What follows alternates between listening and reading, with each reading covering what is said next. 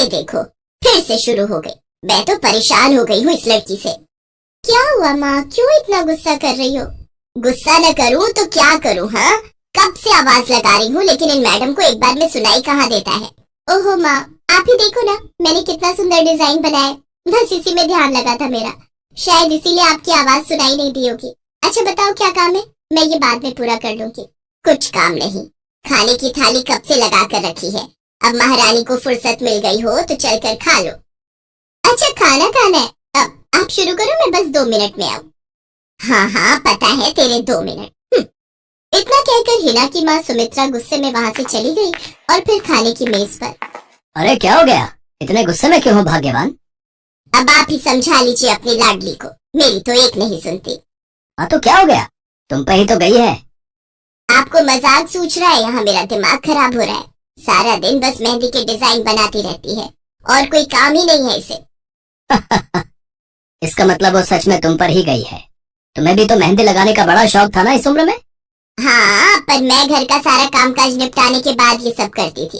अरे ये तो खाना पीना भी छोड़कर बैठी है। सुमित्रा अपने पति सुरेश से हिना की शिकायतें कर ही रही थी कि तभी हिना वहां आ गई। क्या बनाया माँ? खुशबू तो बड़ी अच्छी आ रही है, मिल गई तुझे फुर्सत। हाँ माँ, देखो ना मेरा आज का डिजाइन, पापा देखिए ना कैसा है। सच में डिजाइन तो वाकई बढ़िया बनाया है लाडो। ये लाडो बोल बोल कर आपने ही इसका दिमाग खराब करके रखा है। मेरी जान को कितना काम है पता है, पी जा रही है, मगर ये लड़की मेरी बिल्कुल मदद नहीं करती। ओहो, आज सिर्फ खरी खोटी ही सुनाओगी या कुछ खाना भी मिलेगा भाग्यवान? सुरेश की बात सुनकर सुमित्रा की हंसी निकल गई और उसे हंसता देख सभी लोग हंसने लगे। हिना अपने माता पिता की अकेली संतान थी। हिना को बचपन से ही मेहंदी के नए नए डिजाइन बनाने का बड़ा शौक था। वो कागज पर रोज कुछ न कुछ नया बनाने की कोशिश करती और फिर उसे अपनी माँ के हाथों पर लगाती। हिना के कॉलेज की पढ़ाई भी अब पूरी हो गई थी तो अब उसके लिए रिश्ते आने भी शुरू हो गए थे। अरे सुमित्रा कहाँ हो, जल्दी आओ। क्या हुआ जी? जरा इस फोटो को तो देखो, कैसा है लड़का? दिखने में तो बहुत ही बढ़िया है। हाँ वो कानपुर वाले फूफा जी है ना, उन्होंने बताया इस लड़के के बारे में। अपनी हिना के लिए कैसा रहेगा? लड़का काम क्या करता है और परिवार में कौन कौन है? फूफा जी बता रहे थे कि कानपुर में इनका अपना कारखाना है, वहाँ ये अपना दोने पत्तल और डिस्पोजल वगैरह बनाते हैं। अच्छा पैसा कमा लेता है, फूफा जी की रिश्तेदारी में है। हाँ, पर उससे पहले ये फोटो एक बार हिना को तो दिखा दो, उसे लड़का पसंद आ जाए तभी बात आगे बढ़ानी चाहिए ना। अरे हाँ, ये भी सही कह रही हो। लाडो, ओ लाडो, अरे कहाँ है बेटिया? सुरेश ने फौरन जाकर कमल की फोटो हिना को दिखाई तो हिना को भी कमल पसंद आ गया।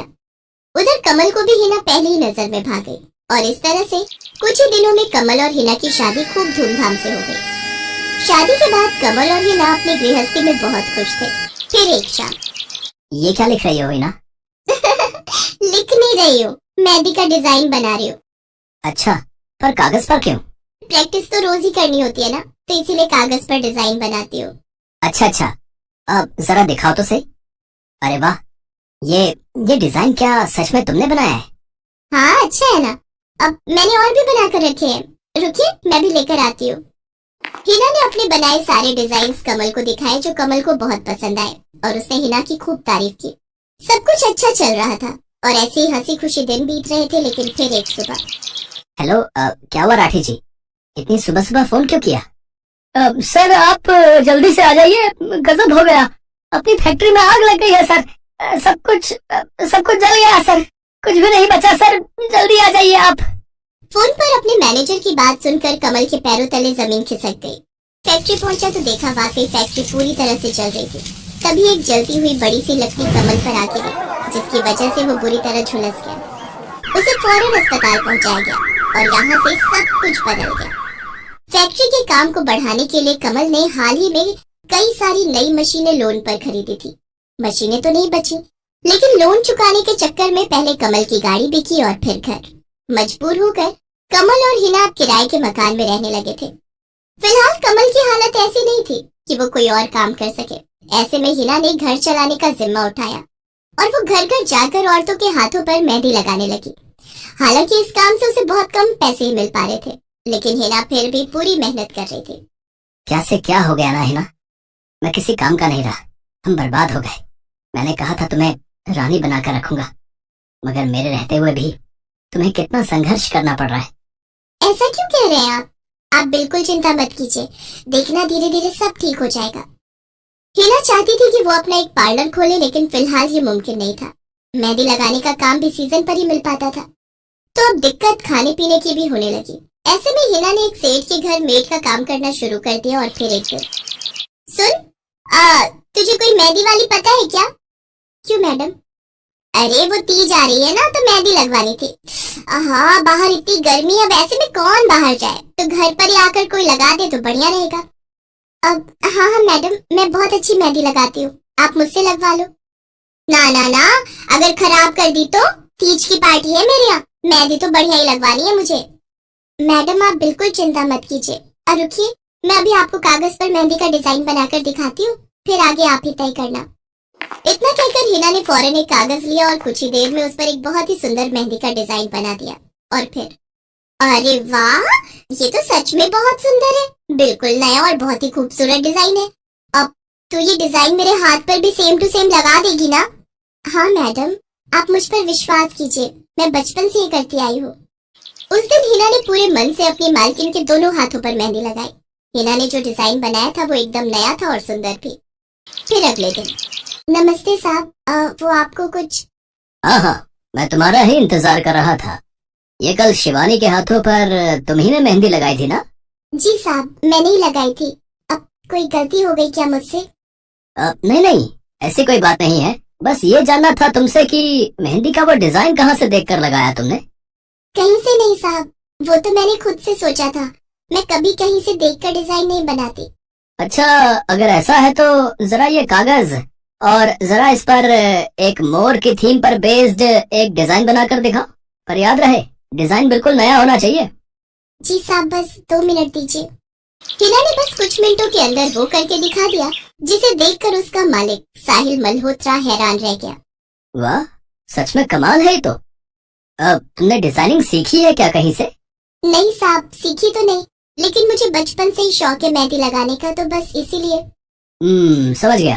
देखो है ना, तुम्हारा हुनर लाजवाब है और तुम्हें अपने इस हुनर को ऐसे बेकार नहीं जाने देना चाहिए। जी मतलब? तुम्हें पता है ना, मेरी फैक्ट्री में लेडीज कपड़ों के लिए कपड़ा बनता है, लेकिन काफी समय से मैं परेशान हूँ क्योंकि सूट साड़ियों वगैरह के लिए मेरे पास नए डिजाइन की कमी पड़ गई है। लेकिन अब लगता है ये कमी नहीं रहेगी। बोलो, बतौर डिजाइनर मेरे लिए काम करोगी तुम? जी साहब, बिल्कुल करूंगी। ये हिना के लिए सपने के सच होने जैसा था। अब वो काम वाली बाई से एक डिजाइनर बन गई। वो साहिल की फैक्ट्री में बनने वाले कपड़ों के लिए हर रोज नए नए डिजाइन बनाने लगी और इसके बाद साहिल के फैक्ट्री में बनने वाले कपड़े की डिमांड काफी बढ़ गई और इसके चलते हिना को भी उसके काम की बढ़िया सैलरी मिलने लगी। हिना अब अपनी कमाई से न सिर्फ अपना घर खर्च चलाने लगी, बल्कि उसने शहर के बढ़िया डॉक्टर से कमल का इलाज भी कराया, जिससे कमल बहुत जल्दी ठीक हो गया और उसने भी काम करना शुरू कर दिया। पर इस सब में पूरा 1 साल बीत गया और एक बार फिर से तीज का त्योहार आया। देखिए तो कैसी लग रही हूँ मैं? बिल्कुल चांद जैसी लग रही हो।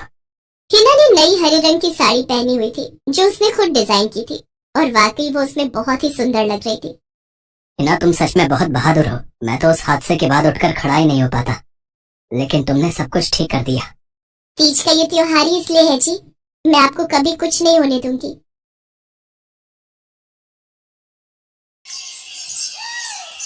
मीरा, ओ मीरा, चल तो जल्दी से आटा गूंथ दे, मैं फटाफट रोटियां सेक दूंगी। नहीं माँ, मैं नहीं गूंथ पाऊंगी, मैंने मेहंदी लगा ली है हाथ पर। क्या? सुबह सुबह तू फिर मेहंदी लगाकर बैठ गई? बड़ी मक्कार है सच में, काम में मदद ना करनी पड़े इसलिए जब देखो मेहंदी लगाकर बैठ जाती है। चल जल्दी से हाथ धोकर आ मेरे पास, मुझे काम पर जाने के लिए देर हो रही है। माँ बस आज कर लो ना, देखो ना मैंने कितनी मेहनत से कितना सुंदर डिजाइन बनाया है। लेकिन जैसे ही उसकी नजर मीरा के हाथों पर पड़ती है, उसका गुस्सा पल भर में गायब हो जाता है। वो मीरा से कहती है, अरे वाह मीरा, तूने तो बड़ी सुंदर मेहंदी लगाई है। हाँ माँ, वो शांति दीदी ने मुझे एक किताब दी थी कल, उसमें बड़ी सुंदर सुंदर डिजाइन बने हैं, बस उसी में से देखकर लगाई है मैंने। सुंदर है ना? हाँ बहुत सुंदर है। अरे लेकिन मुझे तो ओफो, फिर लगा लिया ना तूने बातों में। पहले से ही देर हो रही है, ऊपर से तू भी मेहंदी लगाकर महारानी जैसे बैठ गई है। माँ, तुम इतना परेशान क्यों होती हो? 1-2 घंटे में जब मेरी मेहंदी सूख जाएगी तो मैं घर के सारे काम कर दूंगी। मीरा की बात मानकर कावेरी काम पर चली जाती है। वो एक बड़ी सोसाइटी के घरों में काम करती थी और इसी काम से कावेरी और मीरा का गुजारा चलता था। कावेरी के पति की कई साल पहले एक सड़क हादसे में मौत हो गई थी। तब से कावेरी पर ही सारी जिम्मेदारी थी। मीरा भी घर के कामों में उसका पूरा हाथ बटाती थी। मीरा को मेहंदी लगाना बहुत पसंद था। उसने अपने घर के पीछे मेहंदी के कई सारे पौधे लगा रखे थे, जिनका वो बहुत ख्याल रखती थी। वो अपने हाथों से मेहंदी के पत्तों को पीसकर अपने हाथों में लगाने के लिए तैयार करती थी। फिर एक दिन, मीरा, हमें इस जगह पर थोड़ी मोड़ी खेती कर लेनी चाहिए। ये मेहंदी के पौधों से कुछ कमाई थोड़ी ही हो रही है। खेती कर लेंगे तो कुछ पैसे ही बन जाएंगे। नहीं माँ, मेरे मेहंदी के पौधों को हाथ भी मत लगाना। बाजार से मेहंदी खरीदने के तो पैसे हैं नहीं हमारे पास। अब इन्हें तो रहने दो। ये कहते हुए मीरा की आंखों में आंसू थे। कावेरी उसके सिर पर हाथ रखते हुए कहती है, मीरा, मैं जानती हूँ तुझे मेहंदी लगाना बहुत अच्छा लगता है, लेकिन बेटा अपनी हालत तो तुझे पता ही है ना। मैं कितनी मुश्किल से। माँ, सब समझती हूँ मैं। जाओ, कर लो जो करना है। इतना कहकर मीरा रोते हुए वहाँ से चली जाती है। कावेरी को उसके लिए बुरा लग रहा था। वो मीरा की मेहंदी के पौधों को कुछ नहीं करती। ऐसे ही कई दिन गुजर जाते हैं। ज्यादा काम करने की वजह से कावेरी की तबीयत खराब रहने लगी। वो बहुत जल्दी बीमार पड़ने लगी। तो मीरा ने उससे कहा, माँ, तुम रहने दो, तुम्हें बुखार है, रात भर सोई नहीं हो, मैं चली जाती हूँ काम पर। नहीं मीरा, तू कैसे? ना, नहीं, मैं ठीक हूँ, मैं जाती हूँ। कावेरी जैसे ही उठकर चलने की कोशिश करती है, अचानक उसे चक्कर आ जाता है। मीरा उसे सहारा देकर बिस्तर पर लेटा देती है और उससे कहती है, बस माँ, अब तुम आराम करोगी और काम पर अब से मैं जाऊंगी। कावेरी घर पर रहकर आराम तो कर रही थी, लेकिन वास्तव में उसे अच्छे इलाज की भी जरूरत थी, जिसके लिए पैसे थे नहीं। दूसरी तरफ अब हर रोज मीरा काम पर जाती और लौटकर घर के भी सारे काम उसे ही करने पड़ते थे। इस सब में उसे मेहंदी लगाने का बिल्कुल भी वक्त नहीं मिल पाता था। मीरा, कितने दिन हो गए तूने मेहंदी नहीं लगाई? हाँ माँ, बस मन नहीं कर रहा। अच्छा, मेहंदी लगाने का तेरा मन नहीं? मैं सब जानती हूँ। मैंने बिस्तर पकड़ लिया है और मेरी फूल सी बच्ची पर सारे काम पड़ गए हैं। अब बस बहुत हो गया आराम। मीरा, जा, तू जाकर मेहंदी लगा ले। आज मैं जाऊंगी काम पर। नहीं माँ, तुम कहीं नहीं जाओगी, मैं कर लूंगी सब। और मैं सच बोल रही हूँ, मैं बड़ी हो गई हूँ। मेहंदी का मुझे शौक नहीं। इतना कहकर मीरा काम पर जाने के लिए घर से निकल जाती है। कावेरी की आंखों में आंसू आ जाते हैं। मीरा सोसाइटी के कई घरों में काम करती थी। उन्हीं में से एक घर आरती का भी था। उसके घर पर तीज का त्योहार बड़े धूमधाम से मनाया जाता था। तीज की तैयारियों में मीरा भी मदद कर रही थी। इसी बीच, अरे ऐसे कैसे? मैंने सारे रिश्तेदारों को बुला लिया है, मेरी सारी फ्रेंड्स भी आने वाली हैं। मैं क्या कहूँगी उन्हें? फोन पर काफी देर बहस करने के बाद आरती फोन रख देती है। उन्हें उदास देखकर मीरा उससे पूछती है, क्या हुआ मैडम जी, आप कुछ परेशान लग रहे हो? हाँ मीरा, बड़ी मुसीबत हो गई। कल तीज का फंक्शन है, मैंने सबको मेहंदी लगवाने के लिए यहीं बुला लिया है और आखिरी मौके पर ये पार्लर वाली धोखा दे गई। कह रही है कल नहीं आ पाएगी। अब क्या होगा? इतनी जल्दी कौन तैयार होगा सबको मेहंदी लगाने के लिए? मैडम जी, वैसे मैं भी ठीक ठाक मेहंदी लगा लेती हूँ। अरे हाँ, कावेरी ने मुझे बताया तो था एक बार कि तुझे मेहंदी लगाने का बहुत शौक है। वैसे मुझे तो कोई परेशानी नहीं है। तू देख ले बेटा, बहुत सारे हाथ लगाने होंगे और मेहंदी बढ़िया लगनी चाहिए सबके। आप बिल्कुल चिंता मत करिए मैडम जी, मैं सब अच्छे से करूँगी। बहुत दिनों बाद मीरा के चेहरे पर खुशी थी। उसने घर पहुंचते ही मेहंदी के खूब सारे पत्ते तोड़कर पत्थर पर पीसना शुरू कर दिया। ये देखकर कावेरी ने मीरा से कहा, अरे मीरा, शाम हो गई है, अब मेहंदी मत लगा, मौसम भी ठंडा है बेटा।